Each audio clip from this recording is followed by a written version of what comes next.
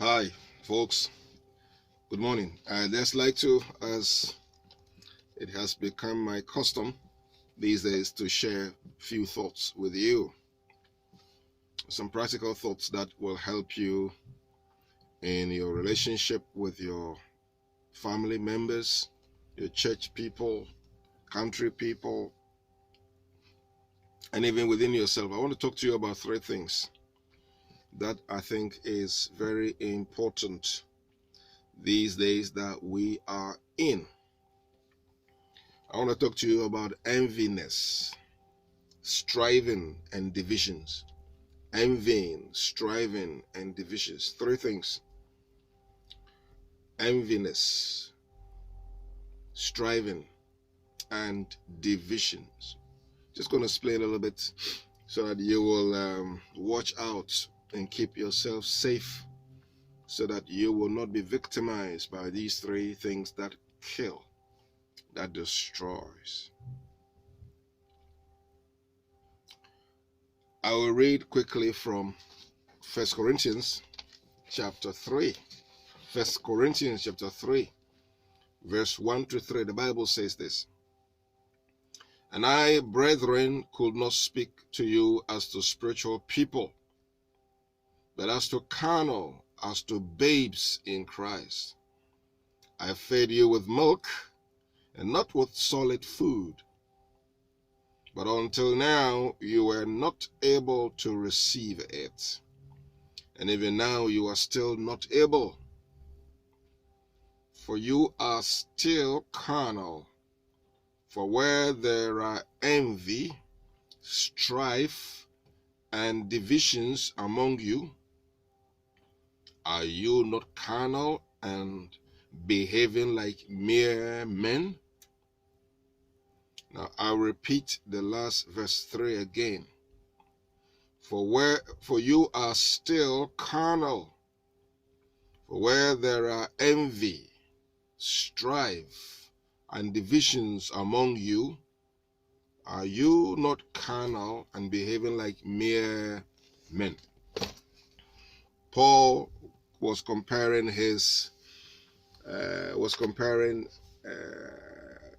the discussion on striving and enviness and divisions to a carnal person, probably, as we can see, to a young child, a baby. Paul said, "I fed you with milk." Milk is given to babies, young toddlers, babies who are breastfeeding. When you're breastfeeding them, you can't give them solid food, because solid food is not able to, they can't take it in their belly. Their intestines are so soft. The throat, they are not fully grown. So babies have to be fed with milk.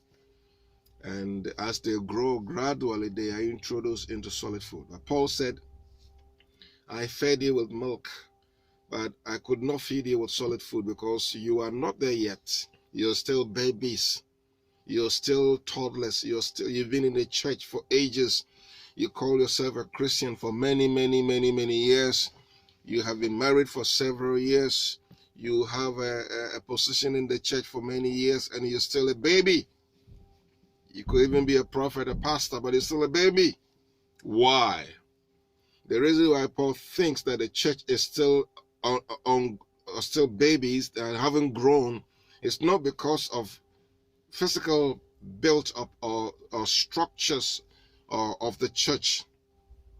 We may have huge cathedrals. We may have people who call themselves papas in the house, mamas in the house, or so-called names that we give to people. And yet they are still babies. Why? Paul says in verse 3, "For you are still carnal.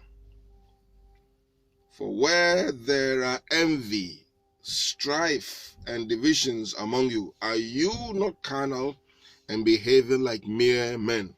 So Paul is saying here that the reason why he believes he calls them babies, they have to grow up, is because there are enviness in the church, there are strivings in the church, there are divisions in the church. These are killer issues in the church. In any family, whether a husband, wife, parents, children, church, society, continent, or world. So wherever we live, if these three things are manifesting, then I can assure you we will be destroyed forever. I will explain briefly. So these are very dangerous things in the church. And remember, Paul was talking to the church people. It is so heartbreaking. It is so appalling that when you're looking for people who are so envious, they are in the church. When you're looking for people who strive over positions, over money, over wealth, who are so obsessed with material things, they are in the church. And if you're looking for people who are so divided and not united, they are the church folks. So rather unfortunate. That is why, and if you're looking for a continent that is so envious, so divided and striving, is Africa. And in the West, if you're looking for a race, a people who are so divided, who don't support themselves, who are so envious of each other, who strive for one thing or the other, are the black people from Africa.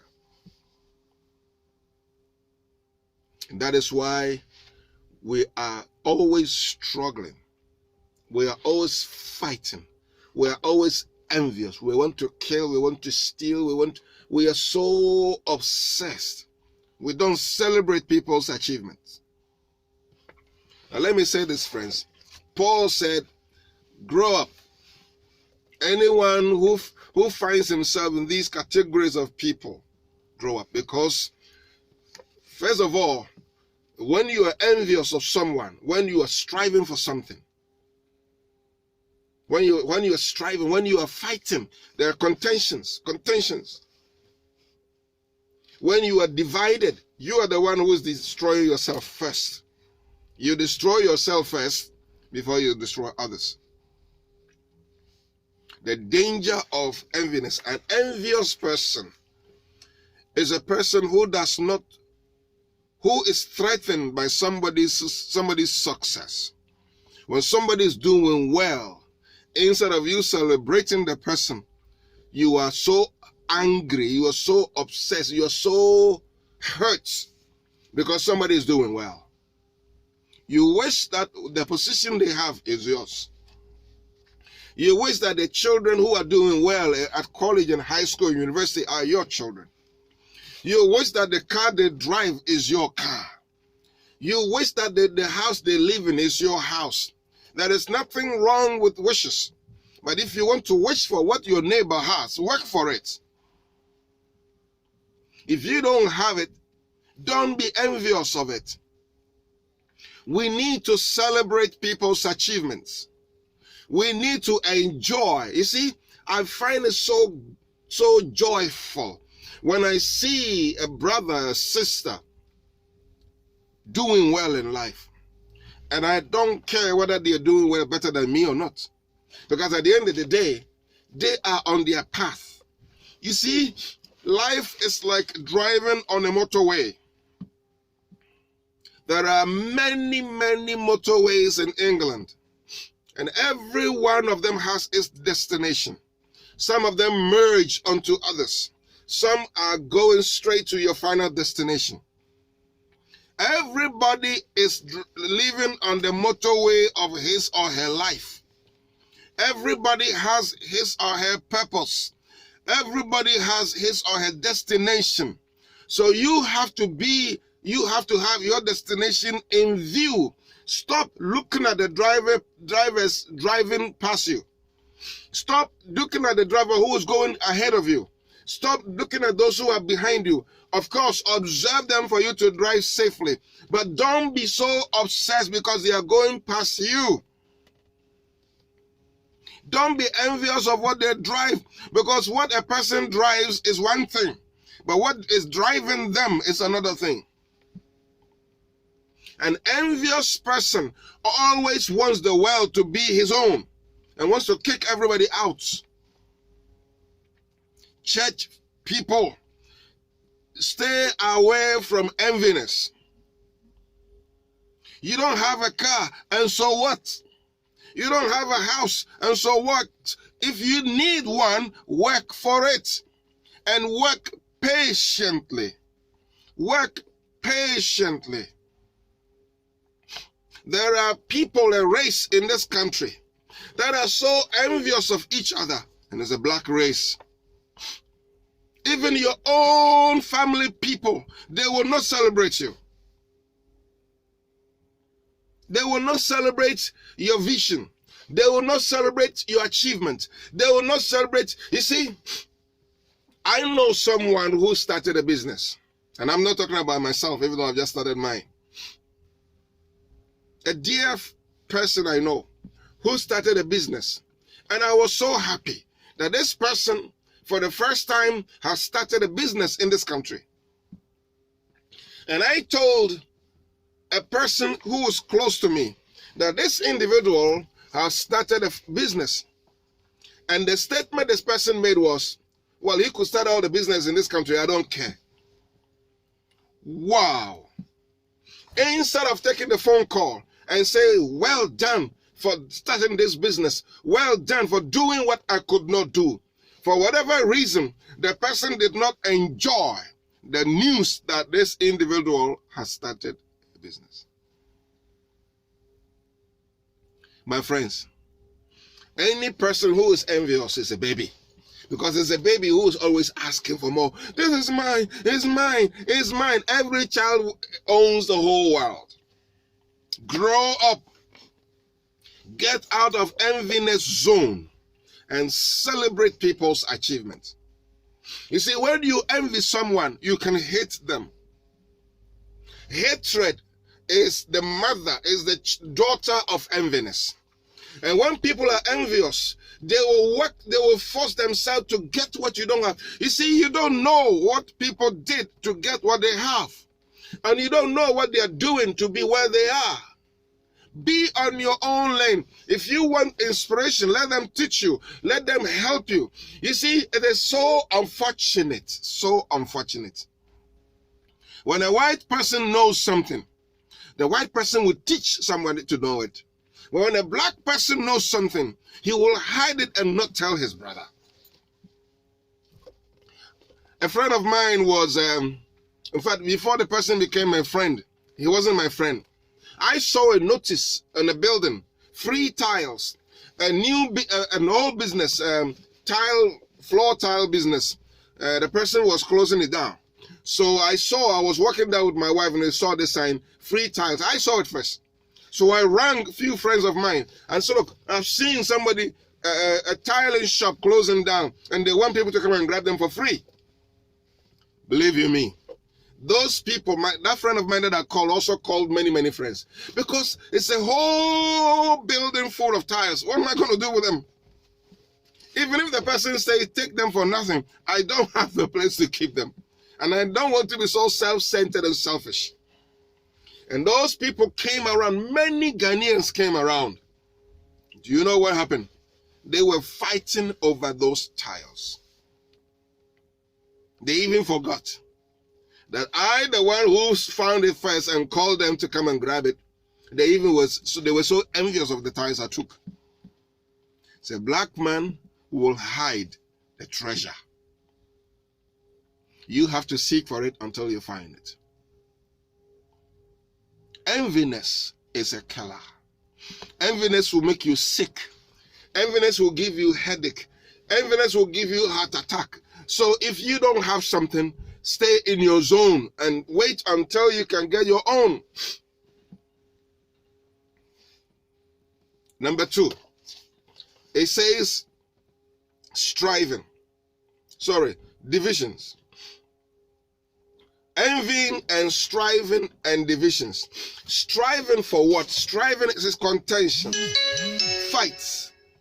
You see, in the church that Paul was addressing, it is the same as the experience we face in our societies today. Everybody is striving, is so obsessed. A person who is striving for something, there are positive striving and negative one. When you're striving for a positive thing, you are working towards it.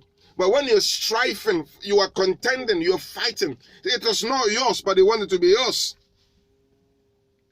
You are so obsessed with somebody's wealth. You are so obsessed with position. You are so obsessed with money. You are so obsessed with material things, so you fight for it.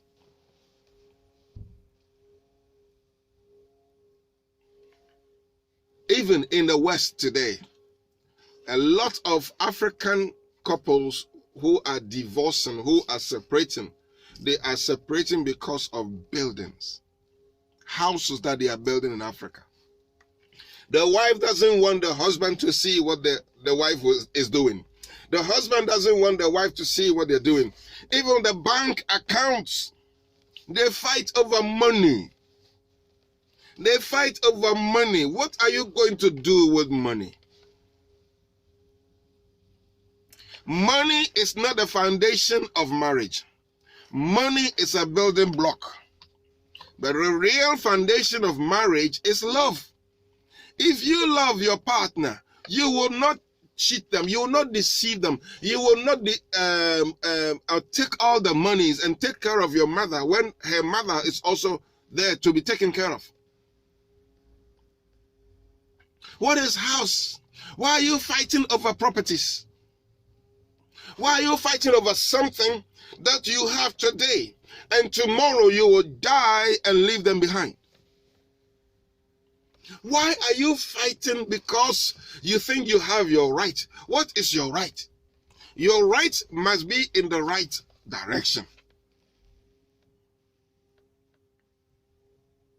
They don't want to see the husband even to see the bank statement. They are fighting over transfers. They are fighting over monies that the government is paying to them. Even child benefit, husbands and wives fight over it. Child benefit is not intended for you as a parent to enjoy. It's for you to have a financial security for your children. What are you fighting for in the house of God? Somebody is a pastor and is fighting over the evangelist. Somebody is an evangelist, is fighting over the prophet. Somebody is a woman's leader, and they are fighting over some things that are not necessary.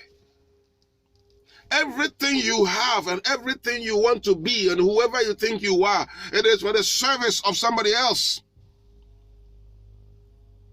If you are the richest man on earth and you don't go to the shop, if you are the richest man on earth and you don't drive on public roads, you don't drive where people are, if you are the richest man on earth, you don't eat food made in the earth, you are the poorest person because you are isolated, you are miserable, you are despondent, and you are wretched. We live in a community. We don't have to fight over anything. You have to work towards something. You don't fight over it. You don't pay for something. You don't fight to get something in life. You work to get it. So stop fighting, because when you fight every day, little things you are arguing about it, you are a baby. Even babies don't fight. When babies fight, the moment the baby fights, you see, babies or young toddlers, when they argue over things, the next moment, they are playing again. But let mature Christians fight over things. Let husband and wives argue over things. They will not talk to themselves for weeks and months. Why? Because they are younger than babies. It is striving that is causing a lot of headache in the society today. Let me finish by mentioning the last one. Divisions. Divisions. It is a dangerous practice. It is a dangerous attitude in the church. When people are divided, they can never build themselves. European Union, even with all the COVID, with UK coming out of the EU, they are still trading with Europe. You see, when A continent is united, they have strength. But unity is not about clothing. You see, I will never do this. Let me say this. If my mother dies, I will never wear the same dress with my members of my family. It doesn't make sense to me. If my mother dies today and they say, oh, my siblings, you have to go and buy this cloth because you're going to wear it together, it doesn't make sense because my mother is alive and we are not united.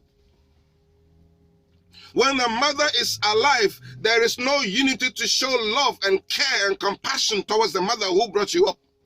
Now, when she dies, then that is when black people will come together to bury the dead. We have to live for the living, not living for the dead. Well, you see, the only time you see some people getting together is when somebody dies. Unity, division is a killer, but we must be united to build people. You must be united to build our lives. A husband and wife that are united will never be able to have a stable family. A continent that is divided will never have a stable continent. Asians are united. White people are united. It is only Africans and black people who are divided.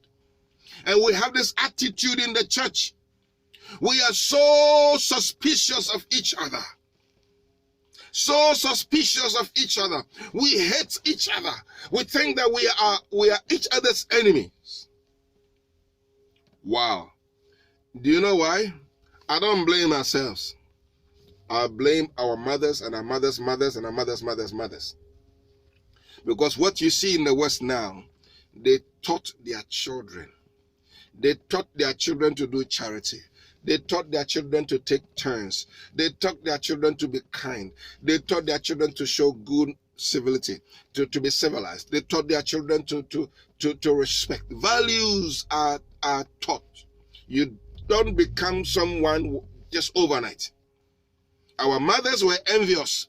Our mothers were striving. Our mothers were fighting. We were born into the culture of fight. We were born into the culture of argument. We were born into the culture of division. And having come to live in this country, we need to deprogram our mentality and reprogram ourselves with a new culture, the host culture. We need to put some new things in us. We need to be encultured. We call it enculturation. We need to adapt and adjust to the new things happening in the world today. Friends, let us stop striving. Let us not be envious. Let us not be divisive. Let us not be divided, because we can never stand. When Cain killed his brother Abel, I have studied carefully myself, and I realized that Cain was envious of Abel's offering. So he said, let's go to the farm. And when they went to the farm, before he killed Abel, they had an argument. Go and read it again. They had an argument. And when argument escalated, anger came into the heart of Cain. And evil came into his mind. And he took something and hit his brother's head. This is why it is so dangerous to avoid, not to be in the world of striving and contentions and division. It is a killer. It's a killer. So as you listen to this message, my brother, my sister, there are one thing I want you to remember. You don't have to strive for anything. Work for it. You don't have to strive with anyone. Sorry, I should put it this way. You don't have to strive with anyone. You don't have to be contentious. Don't contend with anyone. Work for it. And you don't have to be envious of anyone. Follow your own dreams. And don't be divided. You see, if yourself are divided, if you cannot be stable in your mind, you can never fulfill your purpose. Let everyone around you think you cannot do it. Think you can do it. And let people not celebrate your success. Celebrate it yourself.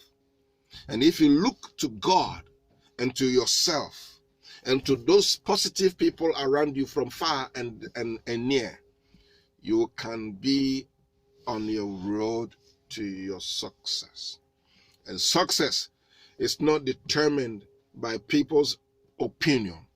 It is determined by your pursuits of your purpose and how you gather yourself to travel on your journey. May God bless you. May God bless you. May God bless you as you enjoy this message. I hope you like it. If you don't like it, maybe you can go and reflect on it and get something out of it by yourself. God bless you.